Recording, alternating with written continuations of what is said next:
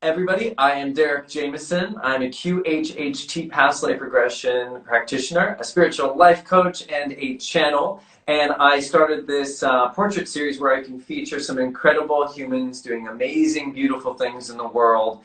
And today I have Shalhavit-Simcha Cohen, who is the recipient of the Harvard University's prestigious annual Derek Bach Public Service Award. She's a PhD researcher and CEO of Posifest, which you can see in the little background of her video right there. And I'm going to actually let her get into all of the magic that she does. I'm so blessed that I was able to be introduced to you, and right away we started partnership by me performing for Posifest during this coronavirus. And I just appreciate you so much, and I want to share what you do, and I want you to give you a chance to tell me and educate us all about all the magic that you do. So I'll let you take it away. Oh my God. Okay. Wow, that was a beautiful introduction. I was just like, I want to take it in. I was just talking to a colleague about how we don't often step back and look at what we do, and like all of us make such a difference. And I often get into my own little head and kind of like, oh, I'm just busy, and I kind of forget yeah, so hi everybody.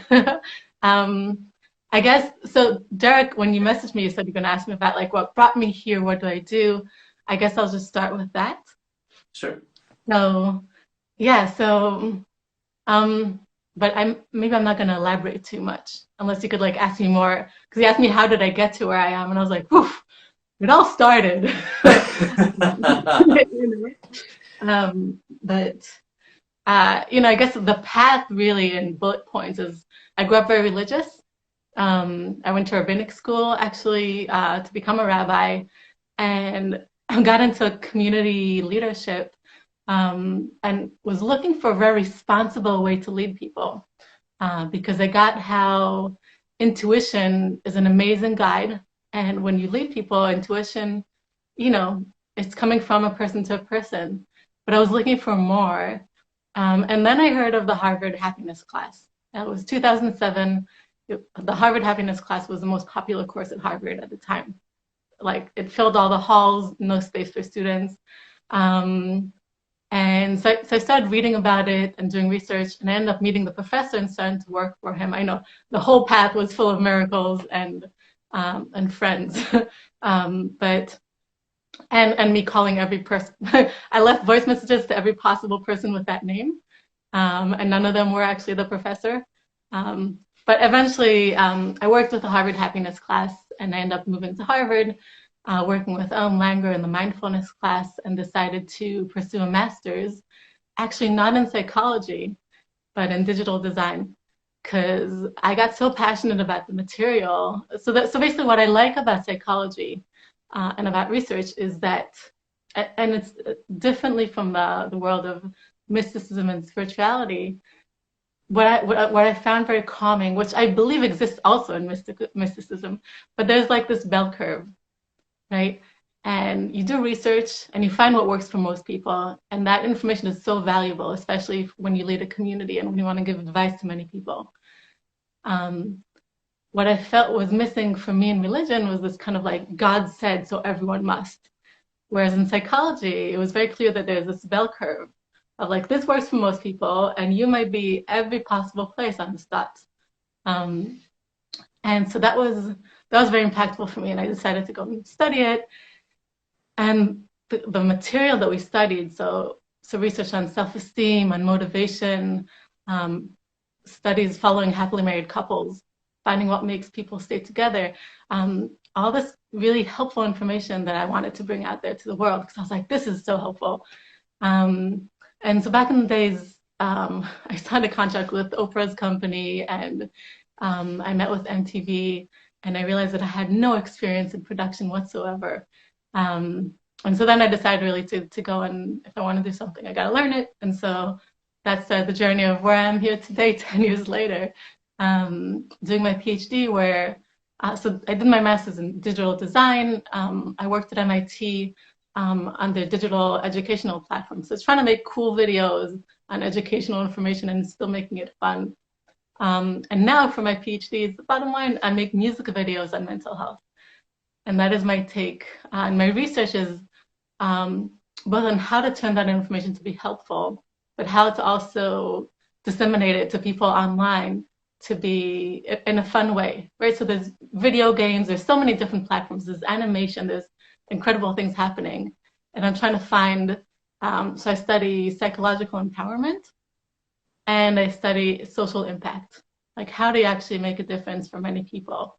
And my goal is to really reach, actually right across the street from me, you can't see it because there are buildings, but the parliament is right across the street.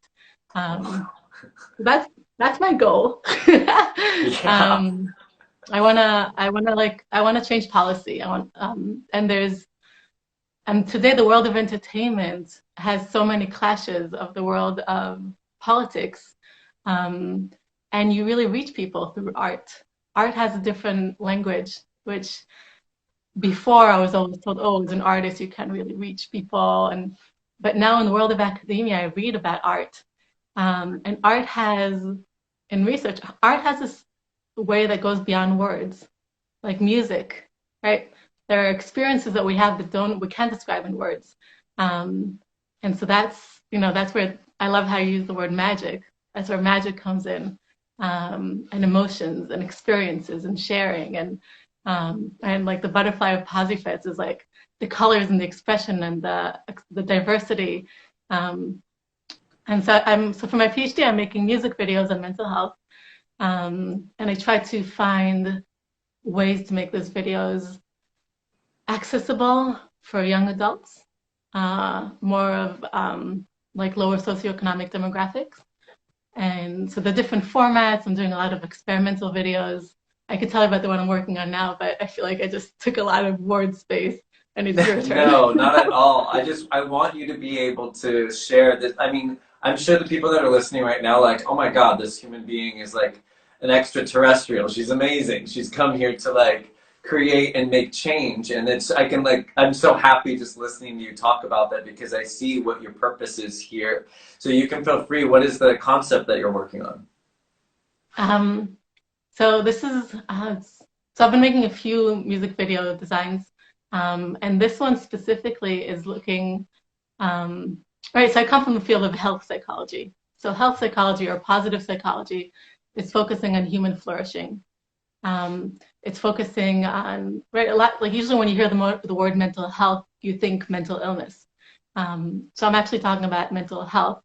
So again, research on motivation, research on optimism. Like there's a lot of studies on learned helplessness, and there are studies on learned optimism. Like you could actually change the way you think. You could, like neuroplasticity, all these aspects. So I'm trying to take that study and turn that into a way that's not just in a paper, but more a song with a music video. And I work with young people or young adults to learn what kind of music they like and what kind of story design they like in videos. And the song I'm working on now, so my supervisor, I have two. One is from the film department. She is the reason that I'm in Scotland. She's a world famous BBC documentary filmmaker, and she works with people before they die. And she, like her previous film was about people in hospice and the whole concept of death. But she's this deep, powerful human. She lives in a farm with horses. Like that is a Scottish professor for you. Yeah. And my other supervisor is Matthias Schwanner, who's the head of the School of Health and Social Sciences. And he's like the German psychology.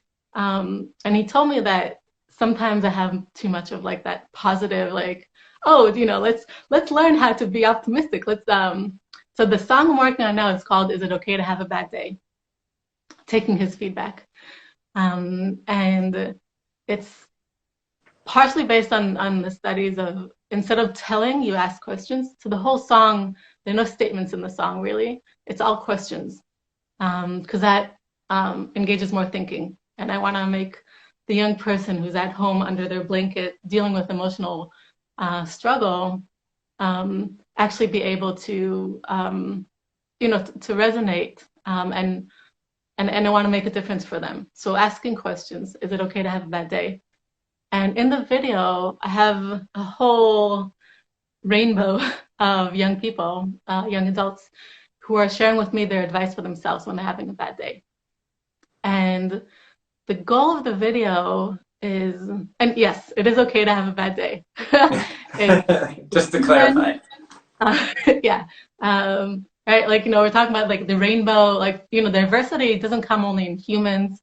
Right, you want to talk about my background as a fitness model, and going into my eating disorder, and so I'm looking at like there's physical, there's like racial diversity we talk about, there's body diversity, there's body type diversity. We have different body types, and there's a lot of that, but there's also emotional diversity that each one of us deals with. Actually, my professor, the one who taught the most popular course at Harvard, Tal Ben-Shahar, he said that when he had his first child, the doctor gave him the best advice in the world. And that advice was, you're having a baby. Be prepared to feel every possible emotion that's on the planet. You're going to feel immense love. You're going to feel immense jealousy. You're going to feel immense hate. And all these are okay. As humans, so this is kind of, it's a new concept for me, emotional diversity. There's also mental diversity, which is, like I have a friend who's autistic, and he actually helps me produce my music because he's got a different way of thinking, which is brilliant. So mental diversity is a huge thing we're looking at in psychology. Emotional diversity is something that we all deal with. We all deal with all the rainbow of emotions, and it's okay. And it's okay, especially when you allow yourself to experience them. And distraction is definitely one way, and it's also like a coping skill. But in my video, I'm asking these young people, what is your advice for yourself when you're having a bad day? And what you get as you listen to their advice is that there's so many different ways of dealing with a bad day, and they're all valid. Actually, when I was editing the video, this is a very personal note. I was editing the video 2 days ago. I just submitted my paper, actually. It's going to be a chapter in my PhD. And you're supposed to have a reflection on your work. Like, all that academia is all about criticizing. You need to critically look at what you do. And so I was looking at like, where could I have done better, and what will I do better next time?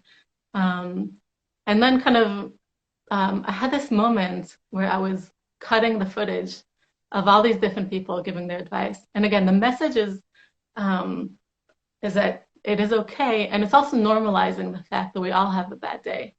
Like we all deal with emotional struggle, and it's like normalizing.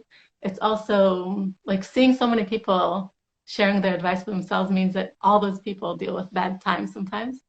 I have an executive young person who's like, like you can see he's very successful, and he breaks down in tears in the video. And like you really get that we all deal with hard days, and it kind of, part of my hope is like taking a little bit away the stigma that we have on mental health struggles. Like really, we all deal with difficult times.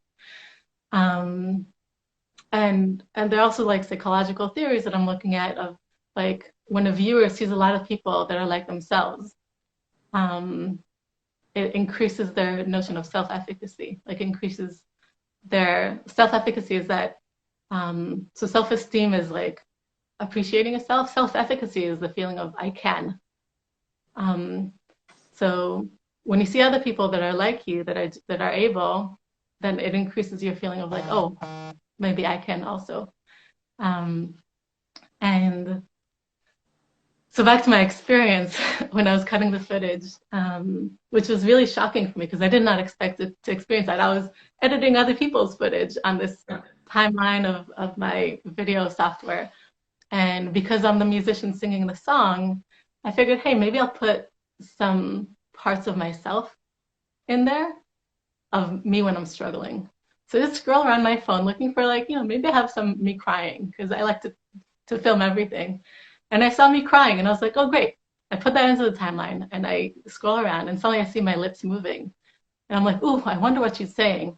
So I click play and I see myself devastated, looking at the camera and saying, this is a very vulnerable moment. I hope I'm not gonna cry this time, but I looked at the camera and I said, all he could say is, I don't know. And I just got that this part of footage was me last year at a mental hospital with my fiance, who was having electric shocks in his head. And I was there holding his hand for months. And all he could tell me is, I don't know. Later, I found out that what I didn't know is that he was in love with another girl at the ward. He forgot who I am because of the electric shocks. And I saw myself crying in that video, and I had this like poof of like what happened last year, and suddenly like seeing myself with all those young people talking about how they deal with a bad day. I was like, suddenly I felt this powerful notion of like self-empathy for myself, and I was like, it's okay. Like it's okay. I was having a bad time. I was really having a bad time, and I was suddenly able to be with myself. Because like suddenly I was just one of them.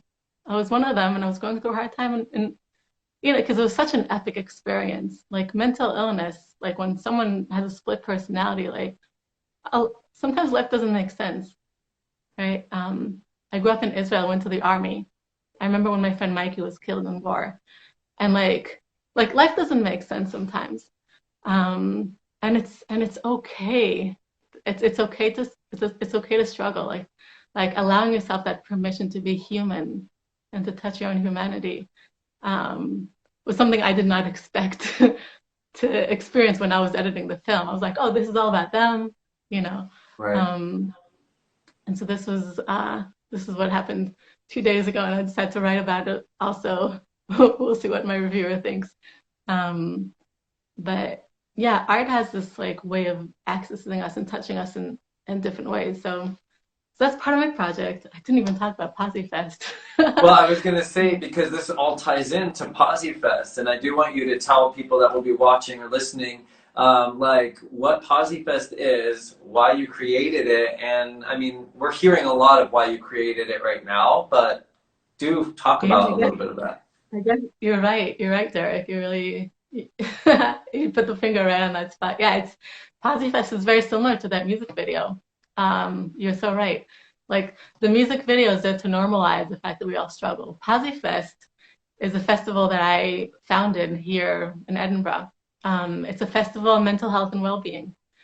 And our mission statement, the way we define it, we're a team of postgraduate students at the University of Edinburgh, together with a few professionals in the field of mental health and some artists and comedians. And it's kind of, the festival is like it's like a community skill share, right? Where you have professionals, you have musicians such as yourself that share like the emotional experience of advice, and you have individuals that are survivors, right? You have me, who's a survivor of anorexia. You have a few other people that come and share their story. And the festival is a whole day. The talks are only like 10 minutes at a time because they're popcorn talks. It's a festival. Most of the day is like music, there are games, there are activities, they're like self-esteem games, they're like art, like creative art and expressive therapy. There are like comedians on mental health. So it's a legit festival. But what happened when COVID,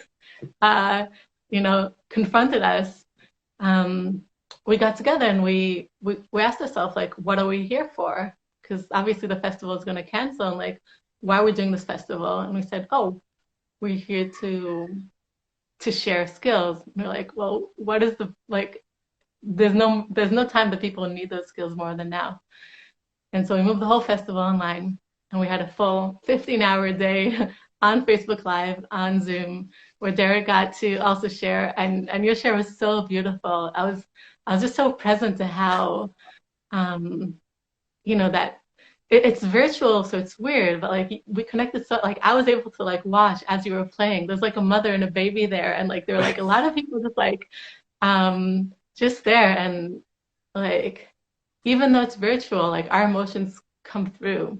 And it's one of many tools. And Posifest is now it's an online platform. It's live on Facebook. We're looking at launching it also on YouTube Live, to be able to be accessible to people. And it's really it's a community skill share, right? We have professionals, we have survivors. There's no one right way of dealing with things. We share a lot of scientific backed evidence, and you find what works for you.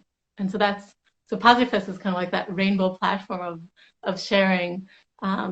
We got the feedback again. The feedback was like, oh, you should always be positive. So, so Julia, one of our team, came up and talked about her depression. And I came up a few days ago and started crying about my struggle with my eating disorder because, sometimes, especially in quarantine, it comes back, and it's okay to express that. So. And going back to that notion of self-efficacy, like when you see other people that are like you, first of all, seeing a lot of different people, it kind of really enforces, like films actually could change our behavior because we kind of, like, when we're babies, we see our mom doing something and we follow it, like we mirror people. So when we see a lot of people that are talking about their coping skills, talking about their advice, it encourages us to think about our advice. And we are an open platform, so we're very interested on you, person watching this right now, if you want to share. Right now, we're every night at 7 p.m. UK time, which is your time, 9 a.m. Is it 11 a.m.? Oh, 11 a.m. 11 Yeah, a.m.? 11 a.m. But we might, like right now we're starting with like a set schedule. We have people for every day, which is pretty cool. But we have like little interviews here and there. Like a few days ago, I interviewed a judge in New York who was having he had COVID, and he was talking about his experience and Wow. his coping skills. And so Posifest is on Facebook and on YouTube. The website is posifest.uk, and we're constantly bringing more and more people to share. And yeah, it's an online festival that's going now daily. And so, what really led up to that was your previous experience with mental health and being fitness, because you were Miss Fitness Israel 2011. Is that correct?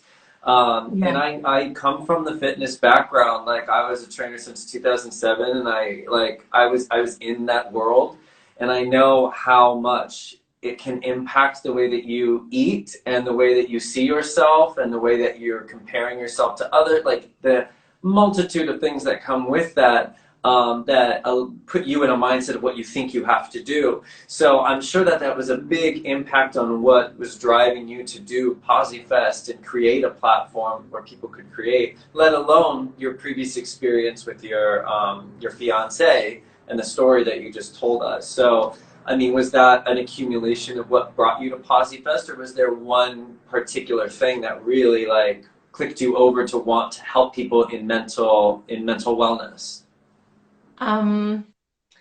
So Posifest, I think it's funny, when quarantine started, I remember going up to my room and I have a whiteboard that's filled with like my dreams and goals and what I'm creating and like, the mindsets that I want to have.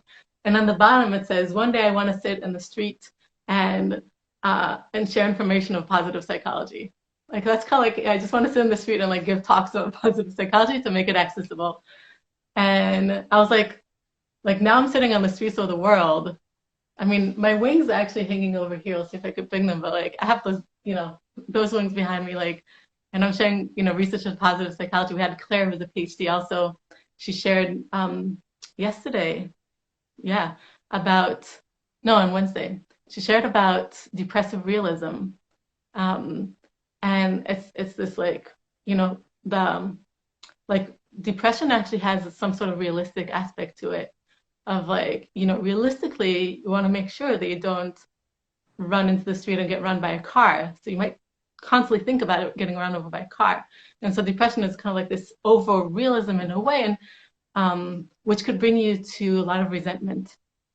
And she was talking about the depressive realism and how to actually look at depression with forgiveness. Forgiveness to yourself, forgiveness to others. And she was bringing a lot of elements of positive psychology. So I feel like Posifest is this platform for myself and my mental struggles and emotional struggles.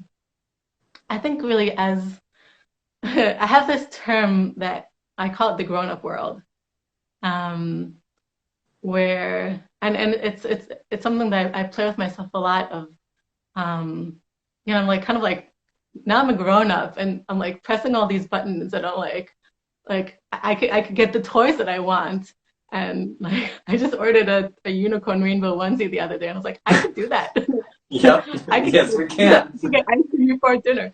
Right. And so there's in the development of our personality, we go through stages of, first we think that we are the world. Right? If we're in pain, the world is in pain. That's how a baby thinks.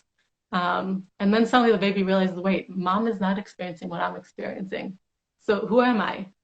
And so the first step is like, oh, I guess I am what people tell me that I am. If people smile to me, I guess I'm a good kid. If people don't smile to me, I guess I'm a bad kid. If people tell me that I'm pretty and they appreciate me because I'm pretty, I guess that's what I need to do. I need to be pretty. Right? Right? So be careful what you tell children because, if you just compliment them on how pretty they are, how pretty their dress is, they'll start internalizing that. You might want to like think of telling children, I love what you did. I love your style. I love your choice of dress. Like focus on their action and who they are. But, back to that notion of like approval from the outside, as we grow up, we start slowly individualizing and becoming an individual. Like, suddenly it's not about what my family says, it's what my friend says, and I don't care about my family. And then you're in your 20s and they're like, well, it's not really about what my friends say, it's really what I say. And you're becoming a grown-up. And I think for me, I know where on the spectrum I am, but and it's normal to like, need that validation from others and be independent. That's like the normal place. But I constantly ask myself, like my eating disorder was because I thought I need to look like my skinny, like my sister got my dad's features and my dad is Caucasian. I got my mom's curvy Moroccan features and I was, and she was seen as like the right body. And so, I starved my body and really shaped it to be the right body. When I got that trophy of Miss Fitness, the category was proportions and aesthetics. And like all my life, I was told that I'm disproportionate because my thighs are too big. So for me, it was like this victory. At the same time, I noticed the obsession of like constantly thinking of what other people think about me, and me constantly just thinking about how other people look. Yeah. And I was not, I didn't get out of that by myself. Like I actually had to admit myself to the hospital. When you are, I mean, most of us, when we get to addictive thinking, like it's really hard to see our thoughts and it's a real professional process. And sometimes you get the wrong professionals. Like it's a trial and error to actually recover. And then you still have those down pits. So I think for me, like part of that need of external validation is something that drove me a lot. I mean, why did I go to Harvard? Right? There's some insecurity that that's something that I've been facing throughout my life, and dealing with mental health and mental well-being is kind of, for me, it's actually sort of like a celebration. So back to my concept of like the grown-up world of like, I still feel like somewhere I'm like this kid that's like still insecure, but I'm like, wait a second, no, I'm a grown-up. Like I could make the rules, like boop, right? And like when I turned 30, I told you I grew up very religious. So I was a virgin when I was 30. And on my 30th birthday, I decided to come out in a video. I went on YouTube and I said, hey, I'm a virgin. I'm 30 years old. I'm Miss Fitness of Israel. And I'm really insecure about all these things because I wished that when I was a kid, there was a grown-up up there that said, hey, I don't know, and shared their vulnerability. So I think there's something about shared vulnerability that is very important to me to to reach those people who probably like me, who are so insecure and so dealing with things, and kind of say, you know, I'm a grown up, right? If I have a responsible title, I got all these, you know, Miss Fitness Israel, Harvard, all these prizes behind that they could say I'm valid somehow. And I'm here to share that I struggle and I deal with, like, you know, the valid feelings and the insecurities. And it's normal and it's okay. And that there are ways of dealing with it. And yeah, so there's that play, there's that child that's like wanting to connect, and getting that I have the grown up position now, and so like what would I want to have done, for who I was back then. Yeah. And and then there's the celebration. I love to party, um, and bring people together that are also okay with sharing the vulnerability. Oh, it's so beautiful. Like connecting to each other is what we're here about. And when we share vulnerability, it kind of removes that like need for approval, because we get that everyone is dealing with those things. And that's what I was going to say was you kept bringing up the word vulnerability, and you wish that there was someone, you know, when we were younger. And you know what I honestly believe is that those people that are supposed to go through those experiences are the ones that are going to be teaching. So the person that you wish that you had at that time, you are that person. And in order for you to really appreciate and to fully be able to help the multitude of people that you are already helping and will help, we had to experience that gutter, so to speak. And I had my own version of the gutter. And we have to go through those to really feel the deepest emotions. Like you said, I like to feel things, and I like to allow myself that space to be positive, but also not be always positive all the time. And I really believe that as you're telling me, I'm just getting these like messages for you about everything that you're doing and everything that you're about. And I'm like, I know, because I can hear them just like drop it in. But I see So tell me that. that more. Like, so you connect with messages from above and you kind of channel them through you, yeah? Yeah, and that's why sometimes they sit at the front of my face, and I'm always like, oh my gosh. But normally you just don't want to just dump a bunch of spirit messages at people. But your Really? power and what your purpose is so massive that your experience of having of going through eating disorders and the way you saw yourself, experiencing what it was like firsthand to have to go see doctors for these types of things, and then to see how you transformed that information and experience that you got in your life with your choices or the path that you took. You got to see the alchemy that took place that you had the power with, because it was your power. No one else did that really for you. And yes, there's help, but you're the one that said, you know what, I want to take a step in this direction, and I am seeking more for myself. And when we do that, doesn't the universe just give us like 10 more open doors? One choice for ourselves opens a million doors. And so when I watched like all this little movie popping off about the story you just told. And I was like, wow, this is so incredible and so beautiful. And she's literally using all the information and life experience that she has had to change the world. I mean, look at what you're doing. We're not even in the same state, let alone the same country. You're hours ahead of me. And we're sitting here having this conversation because of the way the universe works in order to bring us together in the multitude of ways that it has and that it will continue to do.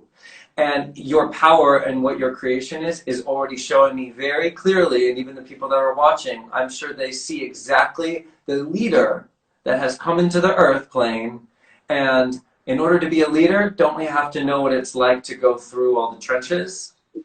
Yeah. Or else how can we be a leader? We have to stay on that pillar of strong light. We have to know what it's like to move the light through the dark and still maintain it. And that's what we're Yeah. all experiencing now, because everyone in the world is being asked to step up into that space and hold their light.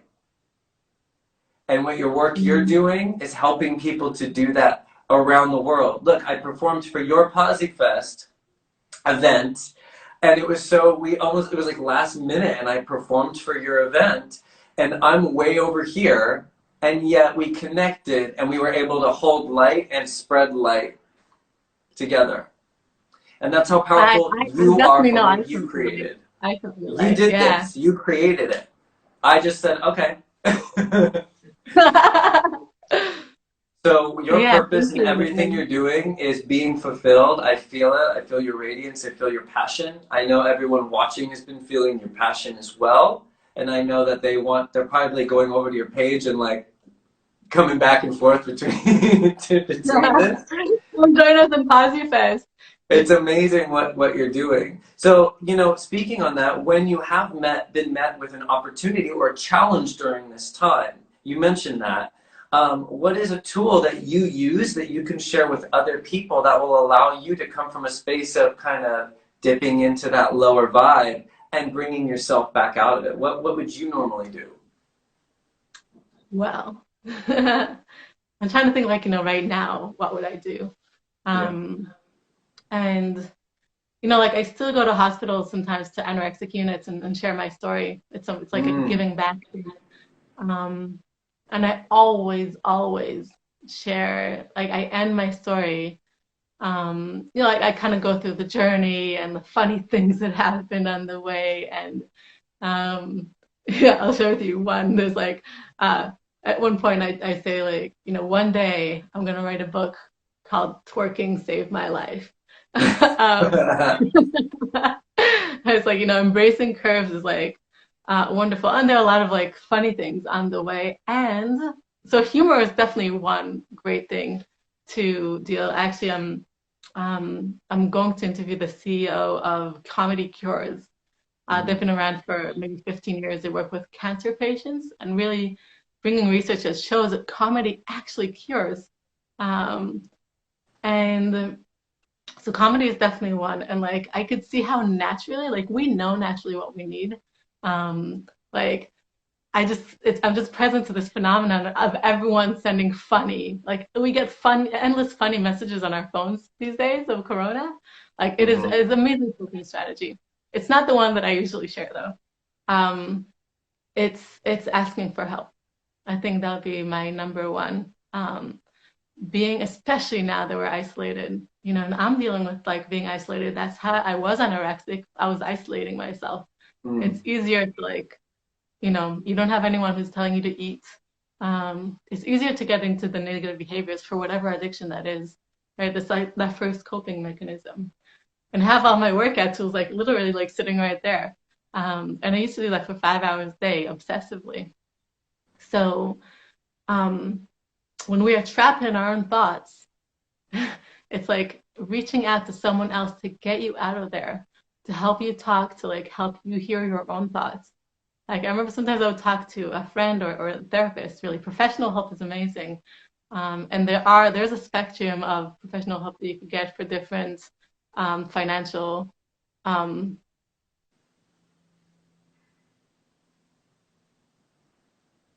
Oh, did it freeze? Looks like it froze. Oh, there we go. Rows. Um, yeah, so Financial. really reaching out for help is the one um, that would really like talking to someone else. At Posifest, we hosted John Salmon, who has this program that he goes in schools. It's called Talk It Out, especially for men, like dealing with mental challenges. Like talking to someone else makes a huge difference. So I know we're quarantined, but just having that phone call, reaching out, having that connection. Um, so I end my talk with like the notion of neuroplasticity, of like there's actually research that shows that with practice, the synaptic connections in your brain, the neurons, actually get thicker if you practice them. Like your brain changes, like who you Yep. are could change. And so I usually end my talk with saying like, and all of us know, all of us anorexic, or whoever has like an obsession, like it's something that we designed to deal with our life. Um, and so I usually end on this note of like, you designed yourself into it, and you can design yourself out of it with help. With help is probably like that most important, is like the reaching out, the connecting. I was talking about self-efficacy, right? Seeing other people like yourself that you could believe in and relate to. You know, go on Facebook and find people that you admire, not because of how they look, because of what they do. You know, people that you want to be like, and connect with those people because you know what's right for you. Right? If I'm a very visually expressive person, I'm going to find those really colorful people to hang out with and connect with. And like, so trust, like, you know, like we're all different, right? There's a spectrum of personalities and styles.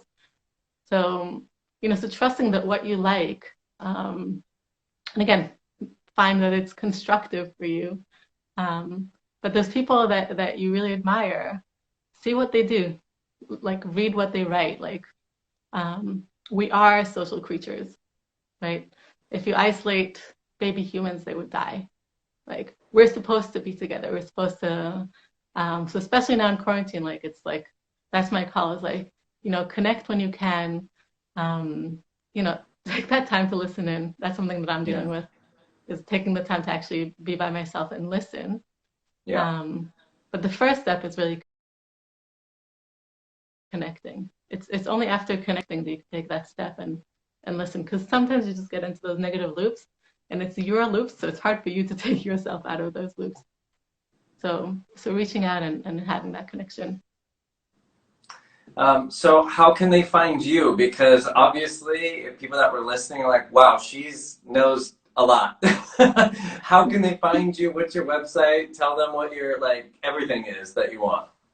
I guess they could, you know, they could probably find me, like, if they click below, right? Is my profile there? Yeah, if they click on your profile, they'll get everything.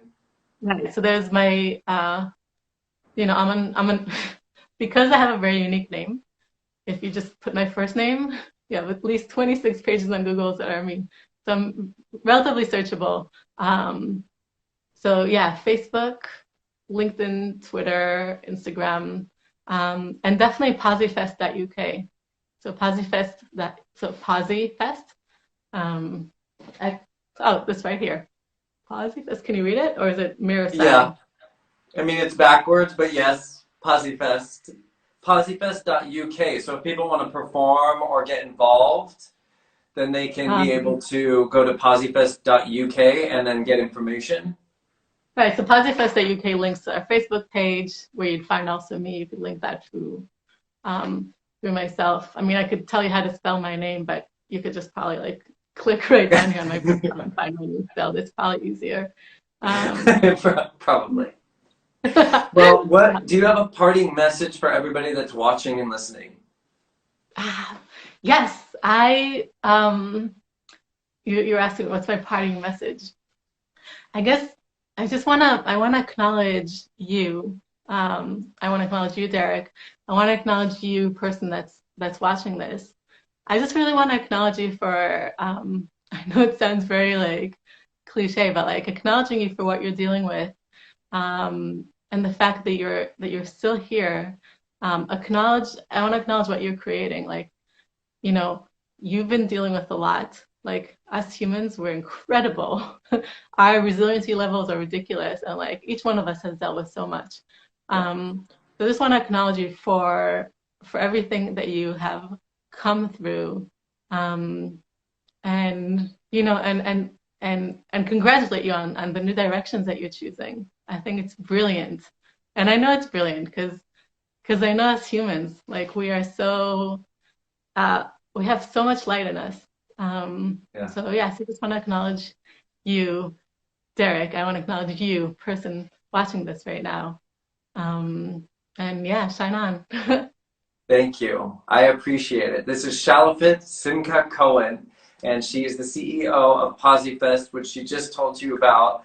I truly appreciate you very much for being here. It is hours ahead in Edinburgh, and I'm just so happy that you shared your time with us. And thank you to everybody that tuned in and that watched the whole thing and that are still here with us. I truly appreciate you. Thank you, Katie. I see your message. Simply beautiful. Also, in I don't know what time is it right now. I'll tell you. In 15 minutes, I'm going live on Posifest. I'll be congratulating the Sabbath and sharing some live, bringing some mystical together with psychology. So I'll be live on Posifest in 15 minutes. I If love anyone it. wants to join on Facebook. Yeah. Yeah. Posifest.uk. Well, Yeah. thank you And thank so you. much. I'm Derek Jameson, and I appreciate you for being here every week. I'm interviewing amazing people doing all of these lovely things, and I can't wait for us to hop on again like this and talk again, and we will do it. Well, I would like to have you back on Posifest as well. Yes, yes. All right, Thank thank you you. so much. You can go to sleep now. Good Bye, night. everybody. Thank you so much for being here.